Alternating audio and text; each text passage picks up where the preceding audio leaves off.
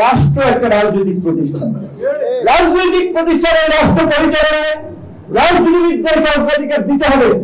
বাংলাদেশের ইতিহাসে এই প্রথম ৭১ সালে এইভাবে গুলশান, বনানী, ধানমন্ডির উঁচু তলার মানুষ রাস্তার আন্দোলন সংগ্রামে নামে এইবারের আন্দোলনে নেমেছিল। কারণ সকলের মধ্যেই এই আকাঙ্ক্ষাটা তৈরি হয়েছিল যে না, আসলে যেভাবে এই রাষ্ট্র চলছে এভাবে একটা দেশ চলতে পারে না, এই রাষ্ট্রের পরিবর্তন দরকার। তো আমরা ফ্যাসিবাদের পতন ঘটিয়েছি, নতুন সরকার গঠন করেছি, কিন্তু এই ৪.৫ মাসেও সরকারের কাজ জনগণের প্রত্যাশা অনুযায়ী হয়নি। বড় রকমের জনগণের ধাক্কা খেয়েছিল। কি সরকার গঠন করেছে? জনগণের প্রত্যাশা ছিল রাজপথের আন্দোলন সংগ্রামের অংশগ্রহণকারী লড়াকু বিপ্লবীদের নিয়ে একটা বিপ্লবী সরকার হবে, কিন্তু সেটা হয় নাই। হয়েছে বন্ধু বান্ধব পরিচিত সার্কেলের একটা সরকার।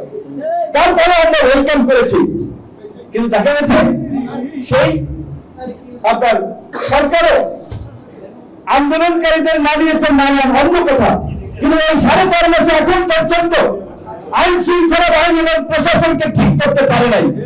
উপদেষ্টা পরিষদে যারা আছে অধিকাংশ অনভিজ্ঞ, রাষ্ট্র পরিচালনায় তাদের ধারণাও কম।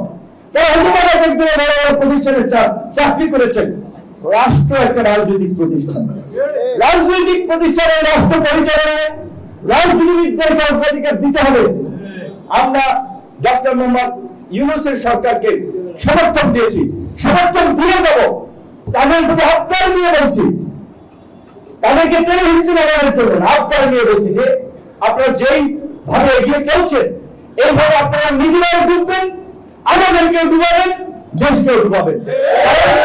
আপনাদের পক্ষে ওকালতিটা আমরা করছি, অ্যাডভোকেসিটা আমরা করছি যে এই সরকারকে অন্তত বছর ২-১ সময় রেখে জনগণের যে প্রত্যাশা, রাষ্ট্র সংস্কারের যে একটা বড় আকাঙ্ক্ষা তৈরি হয়েছে, একটা জনবান্ধব জবাবদিহিতামূলক আইন শৃঙ্খলা বাহিনী এবং প্রশাসন নিশ্চিত করা।